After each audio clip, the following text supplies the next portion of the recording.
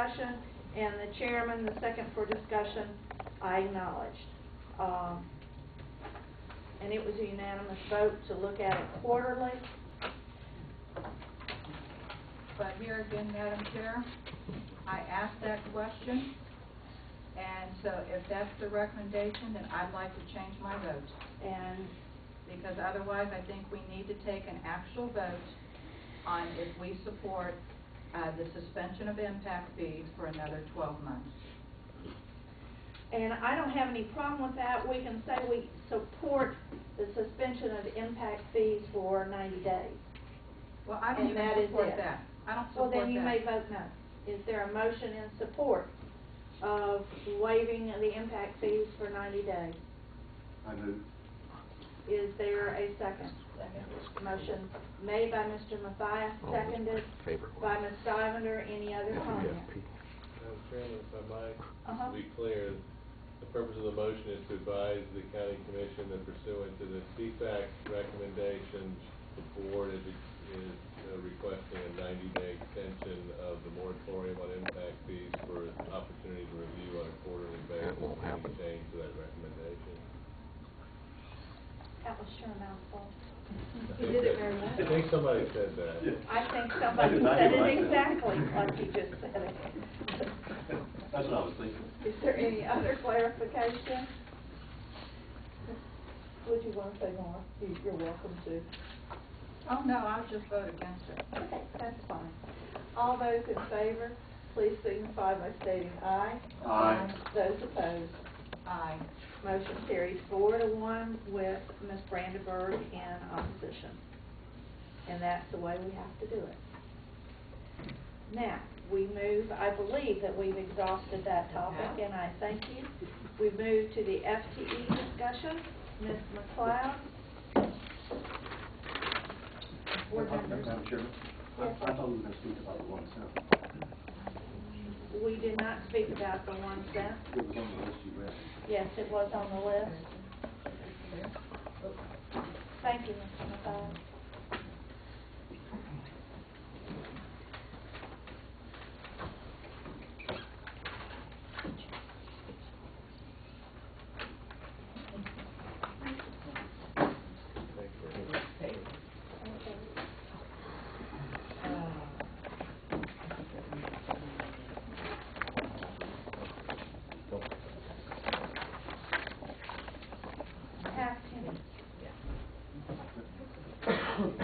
The school board should move forward with pursuing a half-penny sales tax as soon as possible. Is there a motion in favor of this CFAC committee recommendation? I support moving forward on the half-penny.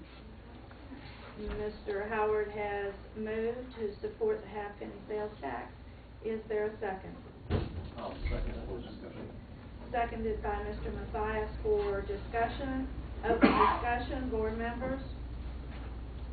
I think we should be moving forward with looking at our own funding source, separate from the county, but my only concern is what I've stated in prior. Having been on the county commission, I know how hard it was for us to get the last renewal, and we needed the school board to help us do that as a county commissioner.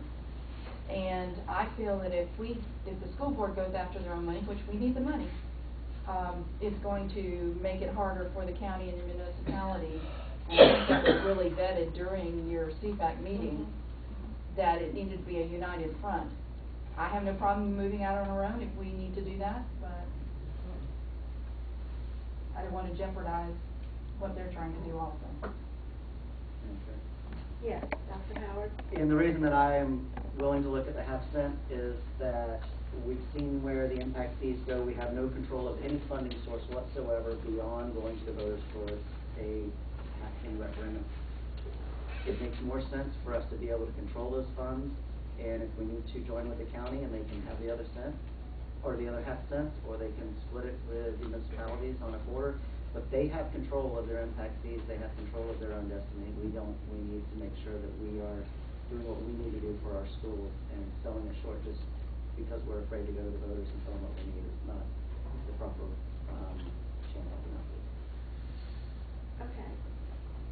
Other discussion? My question is this half penny separate from the renewal of the penny. And so this half penny, would we be looking at that on the 2014 ballot?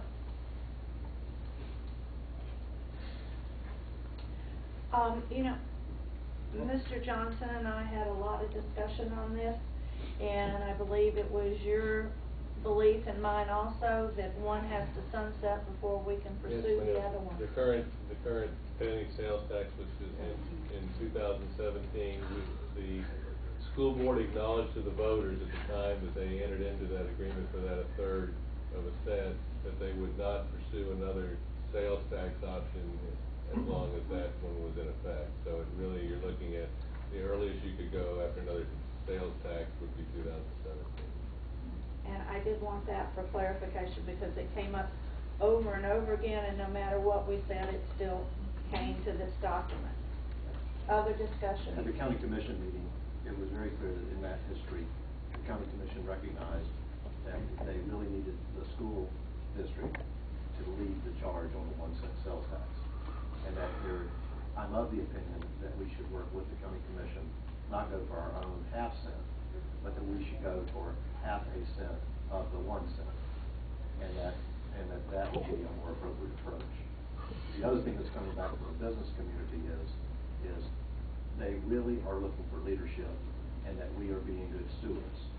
And I think that we should combine with that we as a board say we recognize what the community has been going through and that this is the appropriate time for discussion of our board at least taking a 10% pay cut. I'm having a problem with that, but that's not on here today. I don't have any problem with that, but I can clearly tell you that's not on here today. What I can say to you, as your board chair, I think one is independent of the other. I do believe we need to go for a half cent. We had a 1/3 cent before, and I'm very, very grateful that the public saw that we have the need. I think the public will once again see that we have the need, but we need to be very specific in what we say we're going to do with that half cent, because that was the selling point. We didn't just say, oh, trust us, we know what to build. We vetted it, we had complete conversation out there. I myself would like to see us work with the county commission, but full well with them understanding that I want half cent of the 1 penny when it's appropriate. Is that okay? 100%. I would sure like to take a vote of that. Ms. Challenger, do you have that? Yes. Okay. All those in favor, please signify by stating aye. Aye. Those opposed. And that is to be discussed for a 2017 venture, not until it's sunset. Anything else? And I have such great board members that can keep me on track. Yes, sir. We can go for the 1 cent ahead of 2017. Yeah, you can start working on it. Yeah, I mean, you could start working on it, but ultimately, we're not going to grab any money or make any ventures that the public's not going to understand. It's all going to be made public in incremental steps. Okay, did everybody here agree with that? Yes. Now, the FTE discussion, and I know that this is going to be wonderful. Board members, you do have a copy of Ms. McLeod's information. It is going to be up overhead from members of the audience. I don't have that. Oh, I'm sorry. It is on board docs if you're on your iPad, and you will be Mine's able not to working. take a copy. I can't either, it's not. It says it's going, but it's not going. All right, Jean, yes, sir.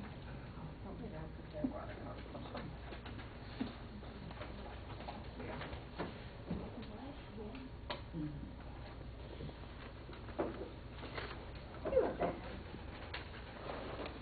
I know we're related.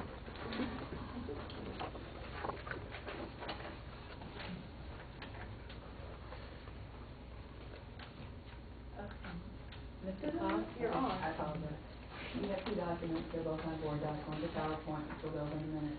I'd like to go over the memo with all of the graphs quickly. Over the holidays, Commissioner Pye, as a board member, wanted to really kind of go through the FESP formula as you all have done at different times, and we have done it in groups. We spent a lot of quality time. He has a really big spreadsheet. You can't hear the spreadsheet or whatever. I'm sorry, I'm sorry, you Carol, you need to need to stop. speak into the mic. You need to put it right here. Is it on? Yes, you gotta be up close to Towards it. your lips. Okay, you all right? There we go. I don't know, ladies and Yeah. gentlemen, can you Yep. Can hear you hear me me? now? Yep, can hear you now. Okay. Thank you for telling me. Thank you, I apologize. Anyway, we had gone over the FESP with a basic question of, is that formula inherently flawed? Because we've talked many times that we at the end of the day end up 65th out of 67 counties, and what causes that. So I kind of broke this up into two parts. I'd like to go over the mental part with you quickly, and then we'll go over the PowerPoint. I took this along steps the way. If you go to the first chart in the memo, that's strictly a listing of enrollment by county by FTE sorted. And in that you'll see we're number 19. The color coding is the visual effect I want you to look at as we go through all of the ones in this chart. The ones in the purple that surround Lake County, those are our comparable counties. Right there. Don't hand it to. Got it? Okay. The purple colored ones are our surrounding counties, our comparable sized counties. Because when we're looking at any kind of analysis based on FTE, we need to look at our comparables. The blue ones are the ones that are contiguous to us. So we want to know what our surrounding counties are, but in formulas that are based on FTE, it's the ones that are of similar size that are of importance to us. Use that same color coding as we walk through this. This is to give you the detail, and then we'll start on the PowerPoint. It's in here. We sorted, resorted, looked at this, and what you'll see is how we progressed through this. So I've given you that as background information. It's very long, detailed, and it's actually a summary of all those things he has over there. So we'll go to the PowerPoint. Morning. Okay, the Florida funding formula, we've done this since 1973. The state has used the FESP model. Go ahead. This we've looked at several times. This is the formula. You start at the top left, you go across, down, you get all the way to the bottom. Now, based on that same calculation, Lake County ranks as follows. And this is as we move through that formula. We're 19th out of 67 in enrollment, 27th at the point of the base funding calculation. We moved to 59th in gross state and local funding, 61st based on unweighted FTE, and 65th based on unweighted FTE. So, Wait. per weighted FTE. Okay, why? Is the formula flawed, or are there actions that we can take to ensure that we're maximizing all of the opportunities we have within the formula? This is the same one with our numbers put into it.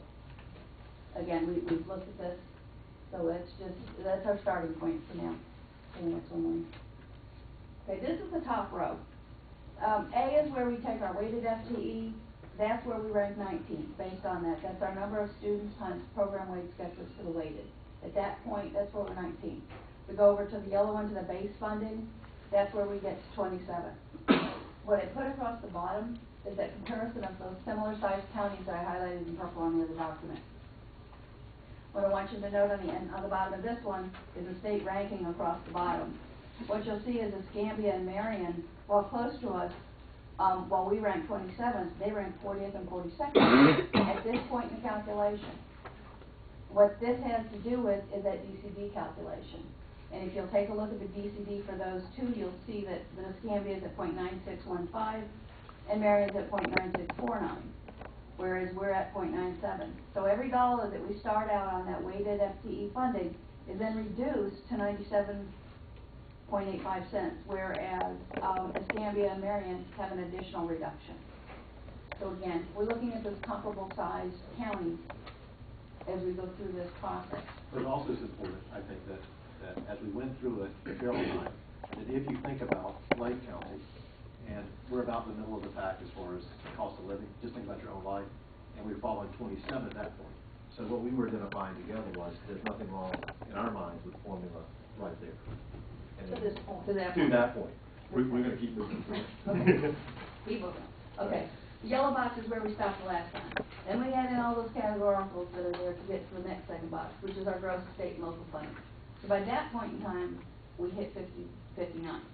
So in those little boxes are where the funding formula changes for us as compared. Okay. Again, same set of counties. What he did here was broke this down by dollars per FTE for each line item. Because what I was trying to identify across the way is for each one of these boxes and each one of these line items, were we on target with that average? Were we above? Were we below? Where were we winning? Where were we losing? And is that something we can identify as a flaw, either in the formula or something that we can work on? The ones that we highlighted appear to be the areas that we have. If you'll just look at like instructional materials as an example, you've got 72, 71, 72, 69, 71, 73. So across the board on those comparable counties, the funding's about the same.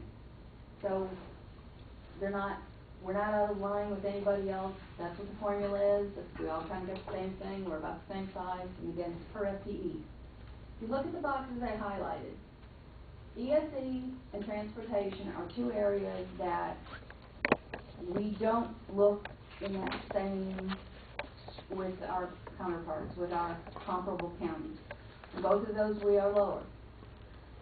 The other boxes on the bottom, the two on the .748, that shows a third issue that's in here, and that is the effect of the 7.48 on counties that have significantly higher taxable values of the property in their county. Can we speak to transportation specifically? Mm-hmm. Are you going to do it later? Go ahead. I'm quiet then. So basically, our differences in the formula. The formula is flawed. Well, I can't sit here and tell you that it actually has inherent flaws. It's been around since '73. The problem is, for every place that it's the balloon example, for every place you push in here, it pops out over there. There are places where we do better. There are places where others. The formula as a whole, they've tried to tweak and unfortunately, really don't have anything better. So we end up kind of trying to live with what it is. So if we do accept the fact that the formula is basically sound, then what can we do to affect that? The 7.48 discretionary millage. This is the largest single difference where this formula comes across, and it has to do with the taxable value of the property within each county. This is outside the control of the school district. This is just part of the formula. Counties that have high property values benefit greatly from this calculation. At the beginning of the process, they take the 7.48 and they get what that generates in every county, all 67 counties. They get a state average. At that point in time, from that state average, they take everybody that's below that state average, and that's where we get that one box that's the 7.48 compression. That is to bring all of the counties that fall below the state average on that calculation up to that state average. Now, the counties that are already above there to start with collect those additional funds. So it helps bring everybody up to what that average was, but for those counties that were already above it, they do continue to collect those dollars. Again, we're back to those counties. You get down to the per FTE, what it works out to, that state average was $371.66. So by adding the compression millage to St. Lucie, Escambia, Lake, and Marion, the counties I'm looking at, that brings all of us up to that state average that it was originally calculated. But then what you further see is that where Sarasota and Collier's taxable base is so much significantly higher, they actually end up, Sarasota gets an extra $359 per FTE, and Collier has an extra $635 per FTE. So that's a piece of the calculation that just is what it is. Is there any appeal procedure that we could use? That, again, this and the transportation are the only areas that I can see in the formula itself that if the board wanted to attempt to address it legislatively, that these are areas you could discuss. I mean, the idea is they bring everybody up to the state average, and truthfully, those counties that have, significantly higher taxable values, this is where they benefit. This is one of the big pieces that causes us to fall from that 27 to 59. Then it's a fallacy to say that everybody's equal. Yes, ma'am. And I And think this they is should where it stop shows saying up. that. Okay. The other two areas that we were talking about were our transportation and ESE, and again, those are two areas that on a per FTE basis, as we look at those comparable counties, that we are not in line with our counterparts. The transportation, and again, this is one that the formula itself, there's a Q-Link report, I gave you the link to it. It's part of the DOE website. It's a separate report that you just on transportation. It's really, really long, but it does by county. The problem it is with this, funding is based on a dollar amount for eligible students.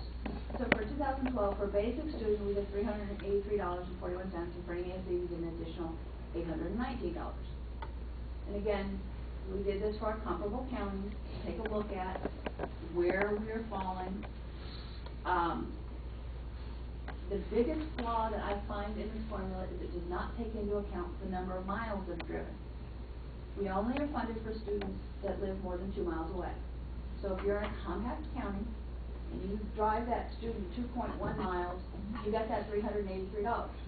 If we drive that student 40 miles, we still get that $383. So that's the piece in this that it's not that we're not doing it, we're reporting it properly, but the miles driven are not taken into account in the formula. It's a flat dollar amount per eligible student.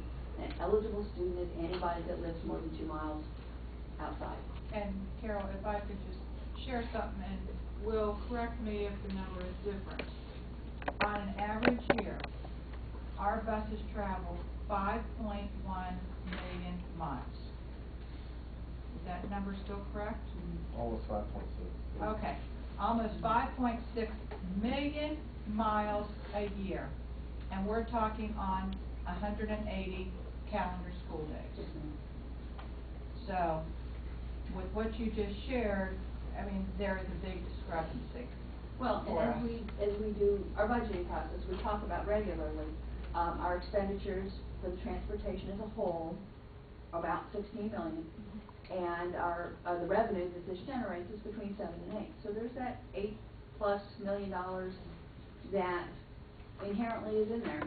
But this is where we say, okay, if I can't affect the model, what can we affect? What we can affect and what we've been working on, we always have to ensure that our students, that all eligible students are properly reported. Now, as we've gone through our FTE reports, and the Auditor General comes in every 3 years and does those, we very rarely had many exceptions on the transportation side, and those that we've had, we looked at and made sure that we're doing it, and making sure we're getting credit for the eligible students that we are in fact transporting. Other side of the house is, are we routing our operations efficiently as we can? And that's what Mr. Davis has been charged with. He's been working with that. We are actually right now in the middle of the process of reviewing and selecting a bid for computerized routing software, which we will bring to the board. That's the area that we believe we can affect this, and this is the way we go about doing it. Again, we can't affect the formula itself. We need to make sure that we're optimizing and maximizing the routing that we are doing. So that's been, you know, as Will came here, that was really pretty much one of the main focus areas to start with, and we're now to the point that software is under review before we bring it to the board. Mr. Davis is here if you have any questions about Will Davis, not Mr. Davis. But as we've gone through this, Carol, it seems reasonable to me that we have identified a flaw, which has to do with mileage. So we could address that rather than speaking whole formula, which is part of the exercise, is now we can say to our legislators, here is an area that is wrong with the formula, not the whole formula, which I think we should do.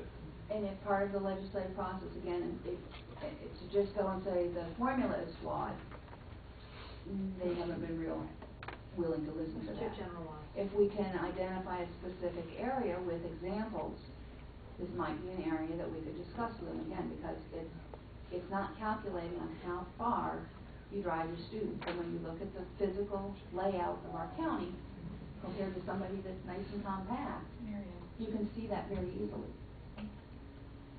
It's a topic for discussion. And it's an $8 million topic for discussion.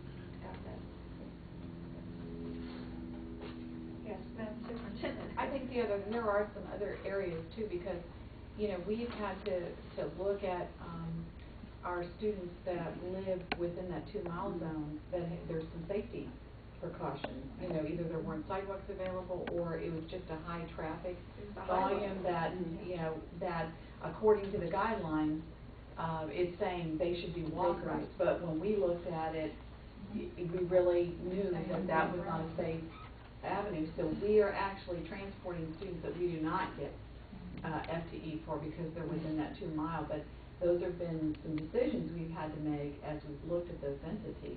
So, again, there are some areas that we have made some deliberate decisions as a leadership team And- because of the safety. And then tying into that, we don't have proper sidewalks that Correct. lead, to, you know, from the neighborhoods to the schools. The And so formula that's itself something is not too, gonna fix, that, we all of need it. more sidewalks. but there are, absolutely, there are other issues, and as Dr. Monson said, there's decisions that the board has made about transporting students, additional students, for safety issues. And again, those are conscious decisions we made, and we understand there's a cost to it. As I said, from staff side of the house, what we are doing, and can be doing at this point, is looking to maximize the routing that we are doing, to ensure that our costs are as efficient as they can be. And that comes to the board when, that's the software package. We've got the vendors coming in for the presentations in another week or so, so I'm thinking early March. I don't want to pin a date on it, because I can't tell you off the top of my head. Okay.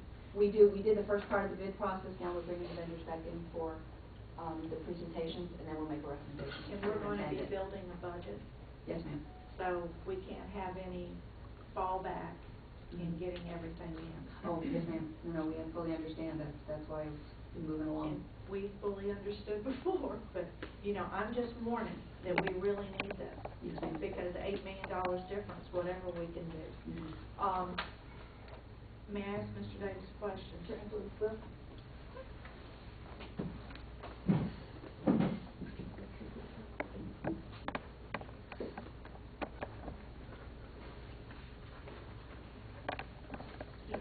Mr. Davis, your software that you're using right now, how does it fail to meet what we need? Because, you know, when you came on board, we thought that was the ideal catch-all software. What happened? Well, first of all, we've been spending the last few years trying to build the base information which is required for any software vendor. We, last year, utilized the ESC busing to try a new package which ESRI has called ARC Logistics. ARC Logistics' main focus has been primarily targeted toward the shipping industry. I mean, a perfect example for us would be somewhere like Micor, where work orders go out every night. It reassigns those work orders based on trucks in need. In the attempt of trying to use that for student transportation is somewhat unique in the fact that you're running tiers. So you have, for the most part, we run either 2 or 3 tiers, which means the bus is leaving the lot for the high school in the morning, picks up those kids, drops those off at the high school. Well, there's a window of opportunity that those buses have to meet in order to get to the high schools. Then at that point, they leave the high schools, go out and pick the elementary school kids up, and then go back to the elementary school and drop those off within a narrow window. And at that point, those that do 3 tiers, because there's some in the more rural areas that don't have enough time to go from middle to, you know, from elementary to, or to high elementary to middle, so they're going basically from high to middle. And in the meantime, most of these software packages aren't complicated enough to do a tiered system to be able to, I mean, we're running about 295 buses, which equates to about 29,000 miles a day.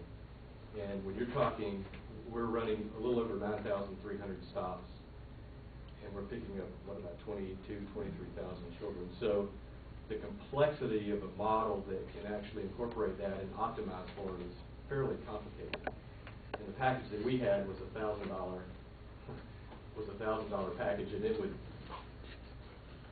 it could do 1 tier, but it couldn't do multi-tiers, and even that was very difficult in trying to extract student information out of the AS400 and get it into the model. But what it did do is it allowed us to see a lot of the flaws in terms of getting the information that we need in order to make this additional model actually work.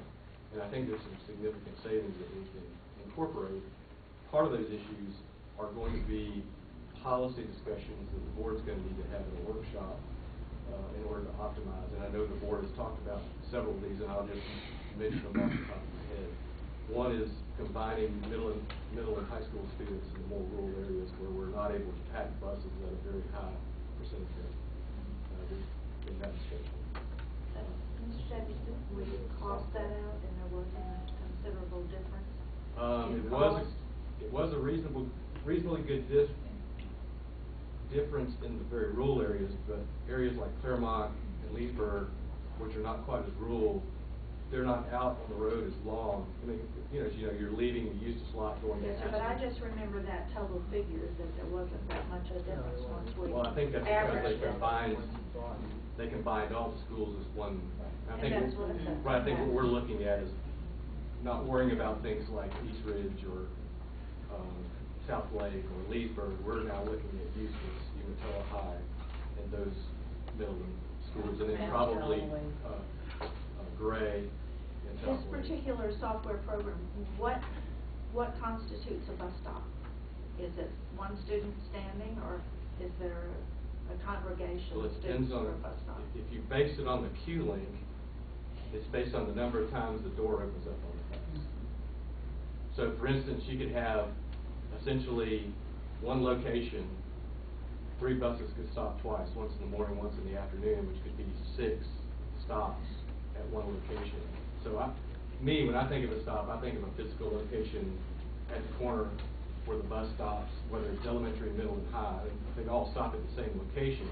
But now that becomes, when you're talking about Q-Link in the state report, which we've been arguing with the NPO about how some of those numbers, we're not sure. This is something I need to understand a little bit more with Carol in terms of the FTE, because when you look at the way some of these counties, I don't think that the counties are all reporting out uniformly the same as what I'm concerned.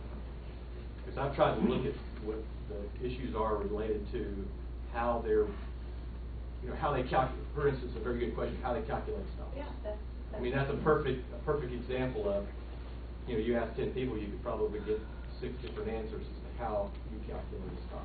But Carol, that's exactly what we were speaking about, is are we maximizing the way we're reporting? And that was maybe not. Based on my audits, I wouldn't want to say we were out of line. We've always got room to improve. I think what we're talking about. I'm not pushing the horse. No, You know, I'm not. No, we're fine. I'm just saying that, and his point with that Q-Link report is there's several different factors that are listed in those reports. Number of stops, all these other comparative things. So those are pieces of that pie that as staff we want to look at as we're looking to optimize the efficiency of that operation. What's the right number or the wrong number in this particular area? Funding comes down to the number of students on the bus, period. That's the flaw in the formula. So what's he speaking about? he's thinking about the number of stops. Well, there's a variety of different elements that go into Q-Link in terms of budget, numbers of miles driven, how many of those miles are actually after school field trip miles. There's a huge element. As you know, we have the Eustis Ninth Grade Center, which runs a shuttle. That's a different. A different thing is we have students going to the agricultural farm. That's a different element. And so all of those elements are part of that. And I didn't mean to really complicate that, but Oh, no. it's a question that I've had. It's a question because I know you've done a wonderful job on helping us rezone, and I just wondered when that software program became almost obsolete. Well, we never actually. For this purpose. The software that we purchased was never purchased to be utilized for that. But haven't we? No. We've used some software that's been available in an attempt to try to make it work, but our district doesn't have Then that's a a good. routing software. There, thank you. I thought we did have. Oh, no. Because we have moved away from the sheets that were on the floor and the wall and everything else that Tom Wynn had. No, we're So still. something got there. We still got those in a certain sense. And that's what we've been working towards, is we've been gradually moving Thank towards you. that issue. Is there a time when, because it sounds like y'all been dealing with this a lot, and with the amount of money we're speaking about, you come up with a recommendation that, I mean, like, if you had software that you offer $1,000 that really wasn't designed for it? That's $8 million savings. Well, it gave us an opportunity to It's use not it. like Focus, you know, what I mean? Like, if it wasn't gonna work, then. Well, no, we didn't know it was gonna work. That was the idea of trying to plug it in to see what, and that was one of the issues it brought to the table.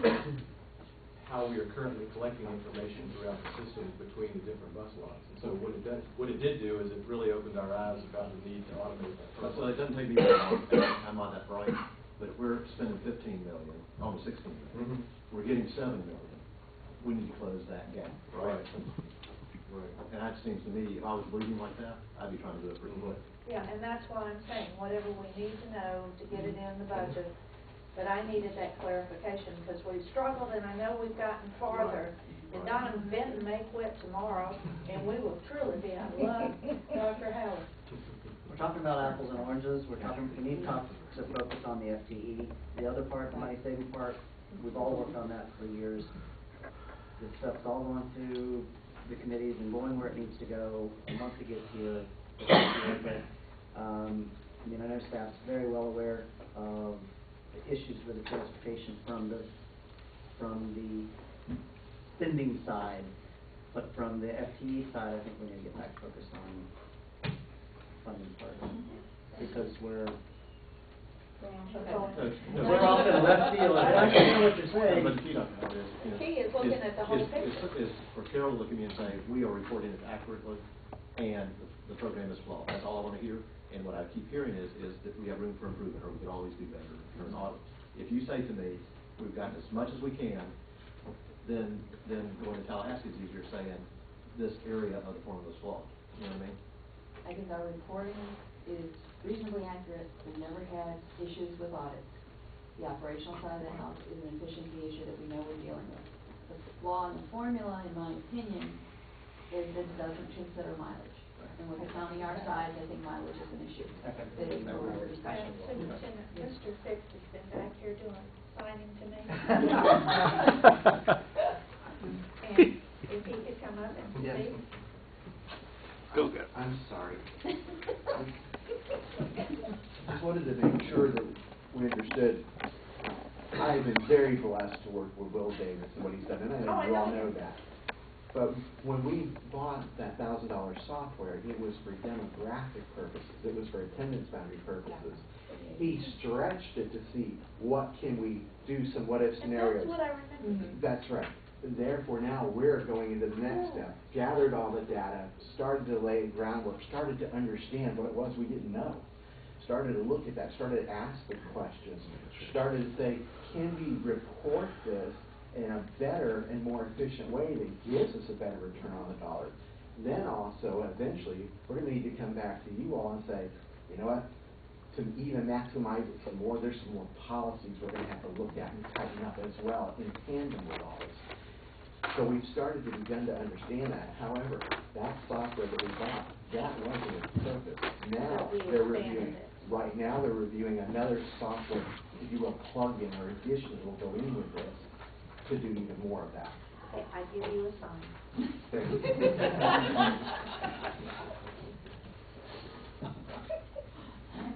Thank you. We have final area with ESE, and we have the same type of analysis working. We're not out of line when we talk about the percentage of ESE students that we have comparable to other districts. The area may really be in the types of ESE of whether we have a higher number of highly involved students or less highly involved, and that's a continuing review that we do. You have what we refer to our 254 and 255, which are highly involved students that we receive the much higher FTE on. They're like 3 and 5.5 FTE for those students, as opposed to the ones that fall under the less involved categories, where we really, there's the ESE guarantee, but no additional FTE on top of that. We're not real far out of line, but when you look at our per unweighted FTE, we're below our counterparts. So again, that's the other area that as staff we need to continue to look at. Can't say really there's a problem with the formula. It's just, are we doing everything we can, or is it simply an anomaly with our enrollment, and that is possible. So those are the questions I was asked today. If you all have any questions, I'm more than happy to answer. Board members? I have one question on FTE, and this came up the other day, at the Chamber of Mines. Do we get all the FTE for students that are dual enrolled, or did you come up with an agreement to share those? We came up with an agreement with the college last year to help provide, because the college does not receive funding for those students. And that's actually an ongoing conversation both at the legislative and with the superintendents and college presidents of how to exactly address that issue. But right now they're considered high school students. But when we got into the conversation with Lake Sumter last year, we really realized how many of our students were taking advantage of that opportunity, and what it was, the cost it was having on the college. Just for clarification, because we worked very closely on this, we found out that a large percentage of our students are in both systems. They are taking enough classes at the college under dual enrollment to be classified as a full-time student. So the college does not get tuition, and they do not get lab fees or any of those other fees. So they're bearing a burden financially on that. We do get the FTE for those students, and a lot of people ask the question, well, if you're getting the FTE, you should just pass it right on through to the college. The problem is they're sitting full-time in our classrooms too, and we're providing teachers and the curriculum and the textbooks and all those materials and the software programs that go with all those courses, so they are full-time students for us as well. And so the FTE we were getting for those students were going to pay for the services we were giving those students. So we have some very high-performing, high-achieving, highly driven students that are getting the best return on their educational system, because they are going to us full-time and taking advanced placement honors types of courses, as well as they're going at night, or they're doing some online things at the college, and they were taking 3 and 4 courses. And there's a combination therein. We have students that come to us if they're on a 4x4, 3 periods, and 1 period they're going to the college, and then they're going full-time. So it wasn't just as cut and dried as saying, we got the FTE, we're not giving them services, so we should move that. We did identify that we had, I think, 71 or 73 students that actually were full-time at the college, and that's what we worked and arranged, because that FTE that we were getting for those students, we weren't providing services completely, because we were providing their minimal. So we gave them the FTE. So we moved over and paid the cost of the instruction for them. We can't pay tuition. No, So they didn't get 100% of the cost of that, because we don't get 100% of that. But they got whatever the portion was. Dr. Howard? Back to ESE. On the ESE, is there a subjective assessment when we look at ESE diagnosis? And I know this probably isn't a conversation. Out of my league. That's what I was going to say. I was going to ask it out loud because, do we need to look at how we are coming up with our ESE diagnosis and the levels that we're at, and if there's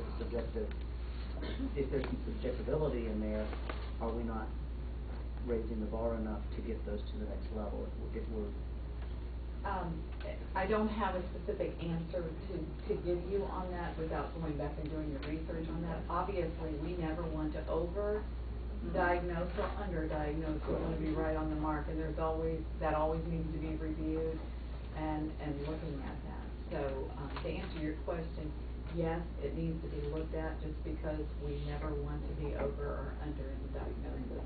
Least intensive, but most productive. But if you just look at those numbers, why are we out of line? We shouldn't be out of line when we That's start looking at universal numbers, so are we underdiagnosing? That's an analysis that would need to be looked at. That's actually the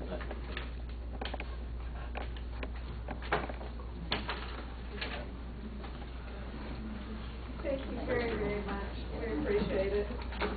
Most enlightening. Best thing. But can I mention one thing, Madam Chair? No, sir. Because we were close out 1 second. I do want to say that even though we're 65th in funding. What did I say? Did you say good? Really? No. Oh, I thought you were kidding. I want you to say it till I do it. What do I want you to say? Sam? Go ahead, Bill. Honest business. Okay. for the amount of funding we get. We are the highest for our output, dollars in. We are the highest B-rated district in the state. We're number 30. So that's news that we need to get out, that even though we're 65th in funding, that when you look at the analysis of the district ratings and the output, we are doing a magnificent job. I'm so glad I took the time for him to Fight on her, so. We did. Yes, we did. Sorry. Well, then y'all did good, and you got elected. And you're sitting here. Thank you, Bill. All right, Mr. Van Chokum would like to address the board, and he is from Fiscal Rangers, and he would like to address it on FTE, routing, district auditor, recruiting, and audit reports, management, letter, etc. That's an awful lot in 3 minutes. I'll try it. Okay. Mark is in. First on FTE, the routing software, I've worked in companies that have like ready-mix trucks, and they have routing systems to track a lot of things. And the one thing I would say is that to try and solve a $17 million spending problem with a $1,000 piece of software is kind of questionable. Industries that I worked in like that, they go out, and when that amount of money is there, and you're leaving what, about $8 million on the table that you aren't getting reimbursed for, is that they go out and they talk to like one of the big accounting firms that have consultants that specialize in routing systems.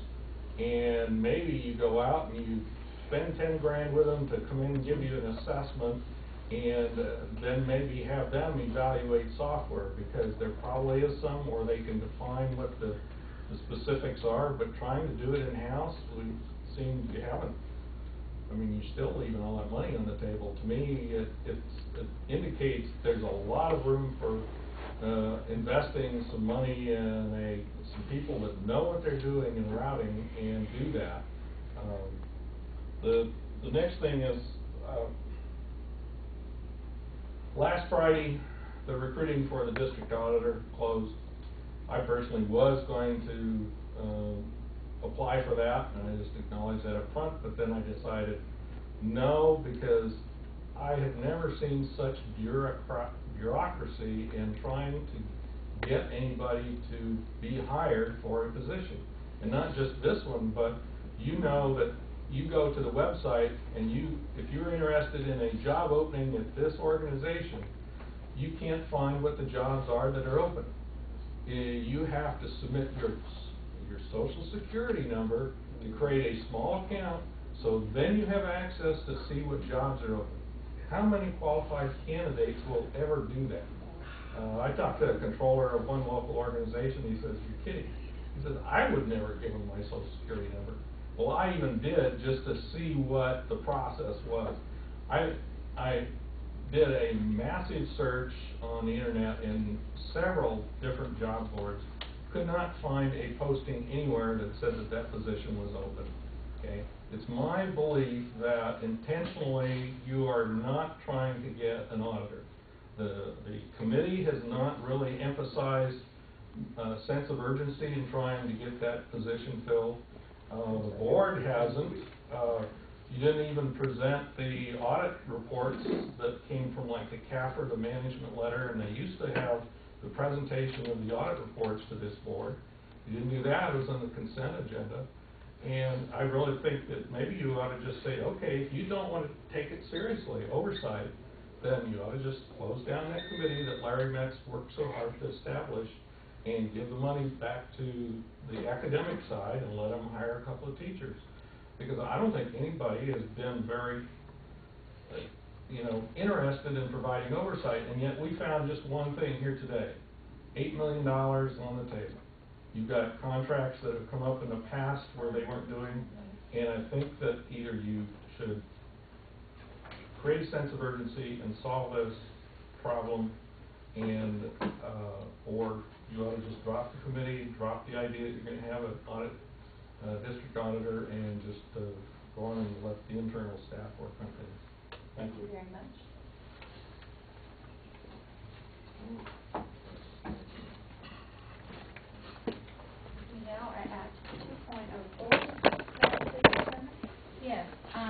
Members of the board, we have a short presentation for you today.